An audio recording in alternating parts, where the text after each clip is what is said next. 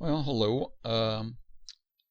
This video is going to be about updating the firmware on Explore Scientific PMC8 type mounts, which in my case I have an iEXOS 100. They also have a iEXOS 200, and then it also works for another mount or two. I'll show them on the menu when I get there. So I already downloaded this from Explore Scientific's website, and when I did, the Microsoft browser didn't like downloading that file. It told me, oh, we don't know about this, and I clicked download anyway, and then the file that showed up in my downloads folder was one of those CR download, like a temporary file type thing, and I couldn't open it, of course, and that just may have been my settings, but I thought, well, I'll mention that in case other people are having that same issue. I ended up downloading it from my Android phone, and then I just copied it over to my computer with a USB cable. I'm thinking I may have done the same thing after I bought the mount. That's been several months back, last Christmas. But anyway, so now I've got it on here, and when you install it, if it does the proper installation, it'll create a folder for you there in Drive C. And I went ahead and clicked to install the source files too. That's actually, it turns out that it's open source, part of it is, which I'm not going to mess with that, but I just didn't want to leave anything behind. And so the new driver, this binary file, here's what that's for. So we got 20A02.0, so that's version 2. And my other one was 20A01.2, I believe. So once I have all this down here, we use this universal configuration tool. It's I think it says UCT 1.4 when they abbreviate it, but I'll bring this up, and I've already done this. Let's see here. It says start this program only after you've connected to your host computer. I've already got it connected by way of a USB cable. Actually tried it doing it Wi-Fi as well. I couldn't get that to happen. I guess the Wi-Fi I think is only for Explorer Stars, but I thought, well, if it'll do this, fine, but I couldn't get it to do that anyway. So do that, and then it mentions if you have, when you check the Wi-Fi channel, you don't want it to be 0, and they recommend 1, 6, or 11. And I've never had to change mine. I think the idea is they actually have 11 different Wi-Fi channels available, and that's like, if you get interference with someone else's Wi-Fi is what it's for.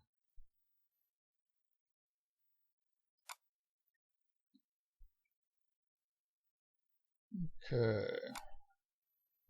So here, as you can see, is the name of our tool we're using. And one of the first things I learned the hard way, look over here and COM port 4 is showing up, and I just click Get Configuration Tool, and it doesn't work. I'll go ahead and do it just for fun. It says COM port error, can't do it. Well, even though there's only one, still got to select it anyway. And okay, it says COM port is open, so we got green there. And Took a few seconds and it's got my configuration, which I have, and it also, since my configuration's in here, it selected my mount. While I'm thinking about it, I'll show you. The G11, I think that's a Losmandy. So that works with, it can work with PMC8 software. And then the iEXOS 2 is a larger version of what I've got.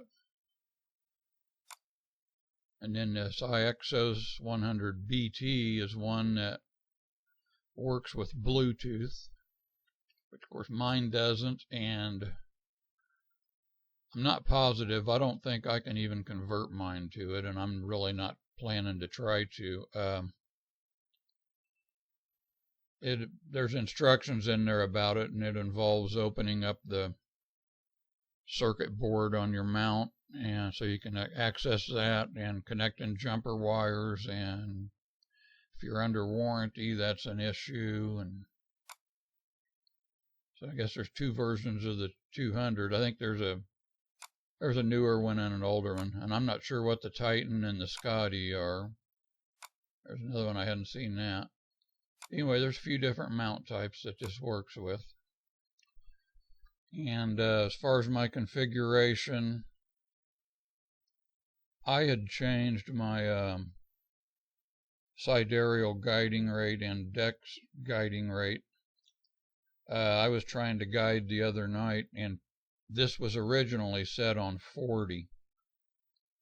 And I may have to change it again because I had issues the other night. But when I went to guide, PHD2 software said that it needed to be at least 50.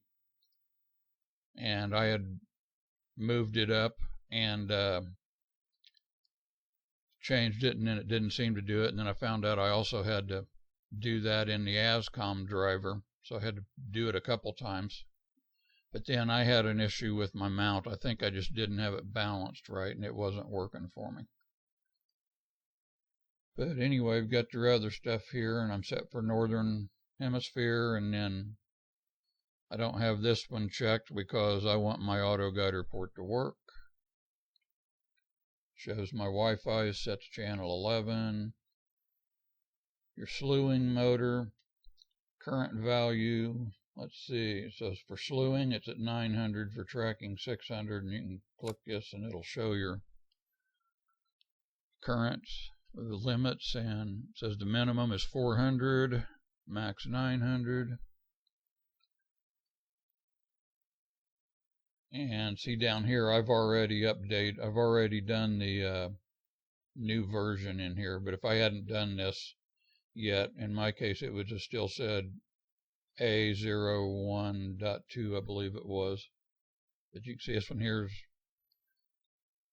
came out in middle of June in 2024, and now it's middle of August. Let's see. So you have your, of course, you have your instructions up here telling you how to connect and all that and what order to do it. And then you can read documentation, and all this does is go to the same folder that I already had up. If you click browse, it goes to the same folder where everything was installed. So you can find it obviously without it, but and then the firmware update you do need to do here, because this was one thing that confused me when I was trying to get going. Came down here, and where was I? Oh yeah, on I.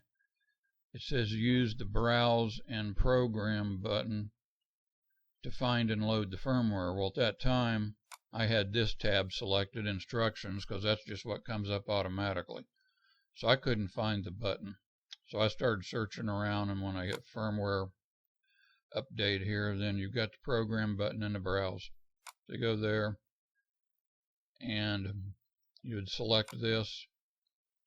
I'm not going to actually run it because I already did it, but I've got a little video of that. I'll show you that. It just goes through there and says success.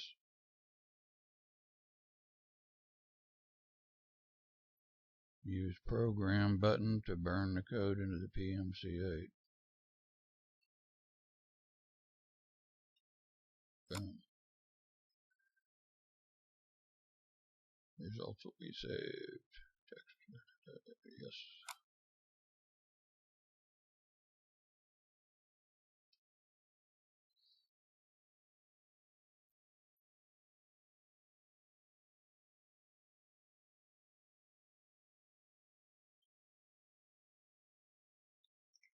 I like the word success.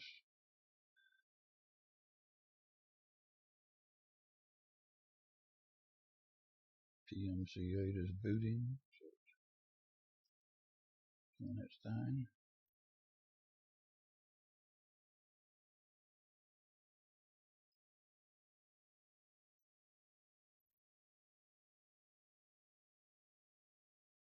Okay. PMC8 ready. COM port open. COM4. Which was the same as I had before. That's pretty numbers. Current configuration retrieved. I didn't change anything here. If you notice down here, I went from 20A01 to 20A02.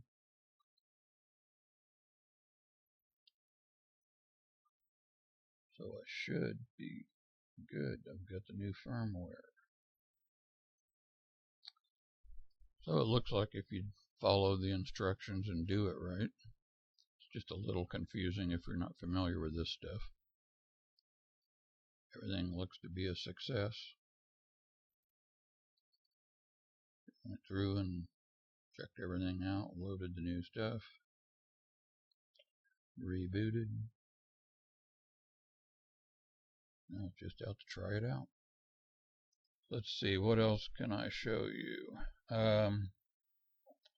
Oh yeah, there was a motion test.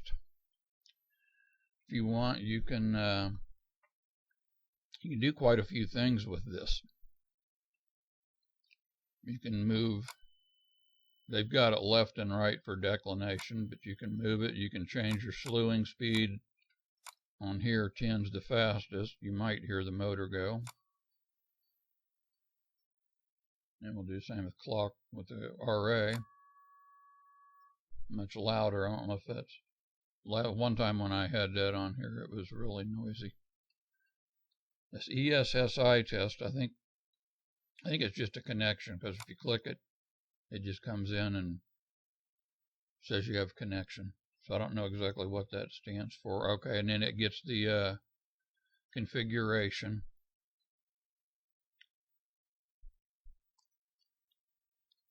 So anyway, I think that shows pretty much everything on here. Shows like my Wi-Fi type is ESP32. Some of the older ones had a different number. And like I say, I don't believe, when I looked through the instructions about that Bluetooth, and I think I did reboot show splash. We can hit that. And this takes a moment. And it'll bring up a bunch of stuff.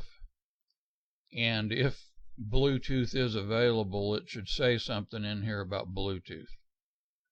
So for mine, maybe it's just because I don't have the jumpers wired up. I'm not sure, but like I say, I don't plan to do that. Let's see, the new driver and firmware has some other things available with it. Look at the release notes here.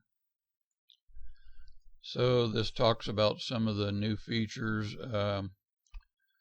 Like it's possible now to configure the PMC8 Wi-Fi to connect to your home Wi-Fi network, so you can run it through your home router.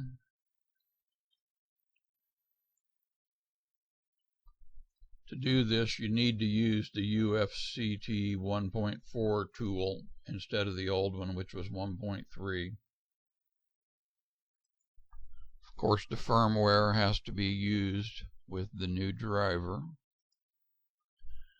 It mentions the Bluetooth connectivity between iEXOS 100 with Bluetooth capability and a Windows PC. I'm really not sure what the difference was with the other one, since I didn't have it to begin with. And down here it mentions you can retrofit it and install jumper wires and stuff. So,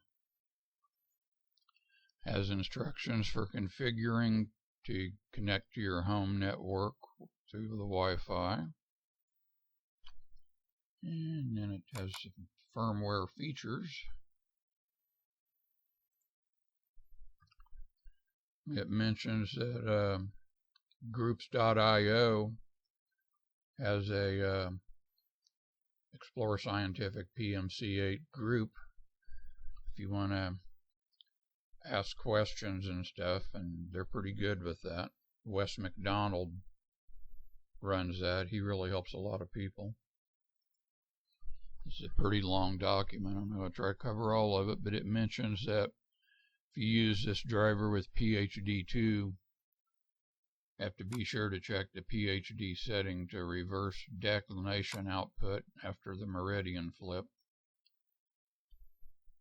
So I haven't done that yet. That's something I'll have to look into. Now supports variable rates, such as you can change slew rates in Nina and Skytrack, and I haven't used either of those. I've been using Carte du Ciel.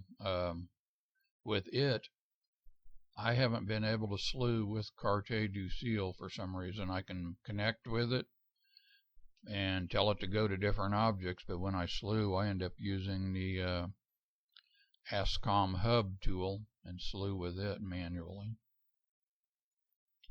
They've fixed some bugs. Apparently, if you live in the southern hemisphere, they had some kind of always slewing bug they've corrected. They've got another PDF about a mount quick start guide. Talks about depending on which mount you have, you might have to get a special USB cable that has an FTDI chip. That's for I think that has something to do with the virtual COM port deal. You don't have that issue with the new iEXOS 100s. I don't know about older ones. Looks like it's the EXOS 2 and the G11. You need a USB to serial cable with that chip. So anyway, I think that pretty well covers the installation of that. I just wanted to kind of go over it in case people were curious about what all was available.